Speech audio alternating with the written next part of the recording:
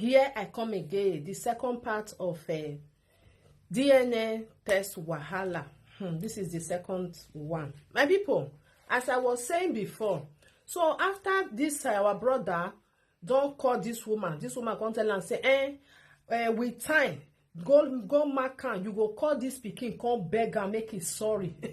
Can you imagine? After wey DNA test don show say this man not be the papa of this pikin wey this woman born for am, which is 19 years old boy. This woman still dey claim for inside her mind say na you born am, paper dey, everything dey. This one not be waiting, maybe then he show am to me, look at everything. I was like, this woman supposed to then bring am come social media to wipe am, you understand, draw am lege. Anyway, depends on wetin person want make them do for am. So this our brother now come dey think say, okay, wetin go happen?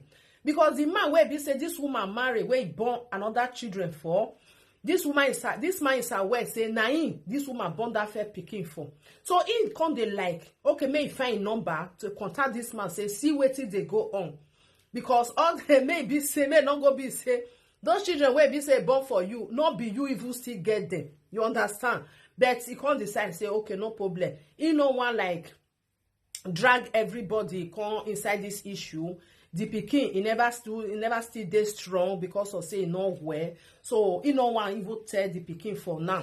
So wetin he want do, this one na wetin he talk. Say wetin he want do, he go try to like help this pikin out from this problem wey be say dey, wey be say no well. So then after there, he go try to like ask am wetin he go do for life, because this woman he no even take care of that child. He just feel like concern the pikin go school finish, instead of am to encourage the small boy to make go learn work, make get something to dey do. He no care, he just like abandon am. And him wey be say na him be the papa to be, you understand, he no dey around. If the pikin call am that day, I need this one, he dey like provide for the pikin. But now wey come be say no be him papa, but he go still dey, he no want that like just run like that. But him, because as far as he don't get paper, he go try to like still make her understand, say try to look for something to do. He want try make it help am before he go tell am wetin dey go on, say no be him be your real father. The time when he come, wey be say you know where they run test, see the result wetin come am. If the pikin still say maybe the time wey he know where, maybe una run test wey be say no enter, if he still run another one, if he still go back, okay, na money and him. So my people, this woman now wey come put this boy now for this situation where we dey, so this pikin now the time wey dey small, now they call this man daddy, this one na my papa. How that pikin wan come feel now? Who he wan come they call the papa now? Me, I don't know why some women they behave like this. Why you go know say you get belle and you sleep with another person, you can't still sleep with this one? Why you no go like the person where you want go give, tell them wetin dey go on? I get belle, but I don't know whether na your own, whether na another person you. I don't know why they not dey do like that. Some people dey, you go say okay, problem not dey. Even though say not be my own, I go still take care like say na my own, like say na me still get am. As far as say you tell am, the man go know say he don't already know wetin dey go on. But some women, they know they talk, they will just like keep am. Now you get am na your own. And the pikin, nothing wey take resemble this man. Nothing wey take resemble am. Even though the children wey be say another he wife born for am, he go dey like, why this pikin wey this my wife born for me, they resemble me, something dey wey they say resemble me. This one not see anything for there, nothing. If you see am, it be like pikin wey be say no be at all. He say he don't even they think and say no be but the thing not gree come out till when he can't do that test, say no, say not being get am. Okay, this pikin now, I want to come like go they look for a father, they go 19 years old.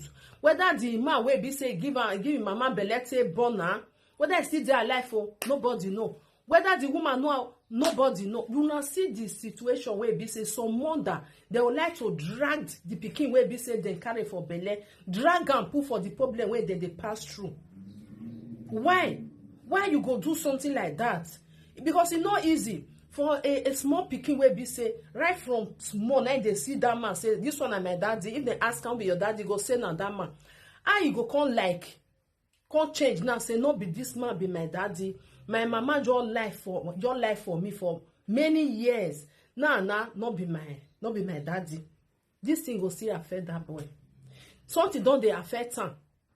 Say if mama not even take care of that child because if papa not there around, now so he goes there for this side, now so he goes there for the other side.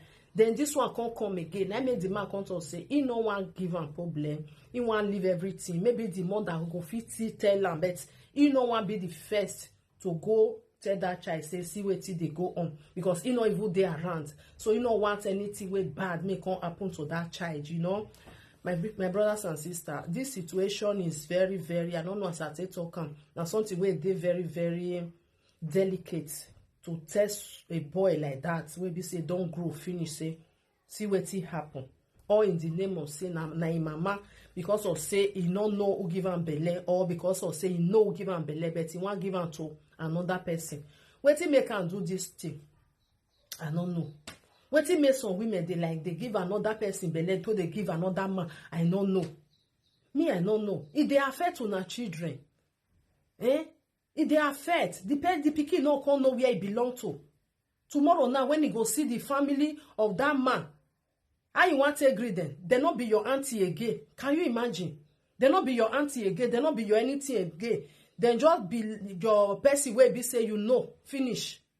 After many years, we don't know, say those people, they be my auntie, this one and my uncle, everything just cut off like that. Even the children where be say the man born. Then don't they like they play together, then they call themselves, they know say they be siblings, whereas they not be. Now we be say the man don't do test, they are nothing again. My brothers and sisters, especially our men, I beg, if woman tell you say I get belly, and you know say something is wrong when you don't born that pikin, you not see anything where be say the pikin say resemble you, nothing. Go wrong, go do test. Go do test. Because this our brother say, he go look his leg, he go look his hand, the behavior, the hair, everything, the eye. He say he not see anything. Where be say na and the something people they tell him say, not be your pikin. He say at any time you see the pikin. That's what the thing when you say, not be your pikin, not be your pikin, not be your pikin. Can you imagine? Not be your pikin. So you brother where be say, now woman now they know give am belle. If something they happen to you like that, go do CNA. What will they call DNA? Go and do it. Not let the money pay you.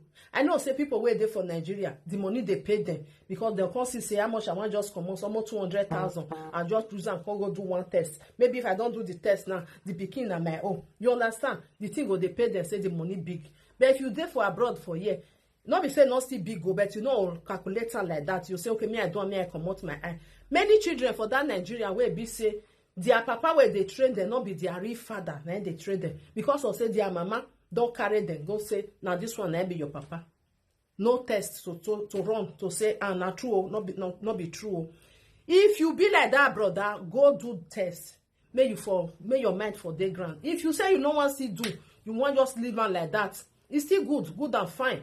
But if you get that something where they say they disturb you for your mind, where they tell you like this our brother, so go do test, go and do that test to know. It not mean say you not still like that pikin fit be your friend, you understand? Or maybe you still just adopt am the way where you take feel, but may you don't know say that pikin not be your own 100%. Now another person, na born that pikin, that woman just carry and can't give you.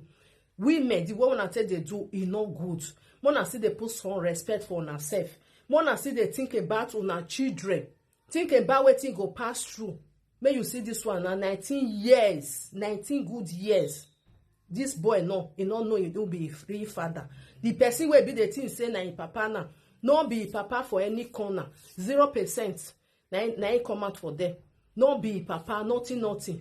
Now see, where this pikin want for start now. If this man not be good person, where talk say, okay, you know what he go do. He go try to help this boy out. Even though say not be a pikin. But as far as say, don't they call him daddy, may he still do something of daddy for him. This woman now, they're not supposed to drag this woman, make them bulala that he make us for them. They need to do, because some women, they are like this, they're many. Anyway, my people, thank you for watching. Help me to share this video. Our brother, Mona, wise up, women. the way una take dey do una children, e no good o, e no good.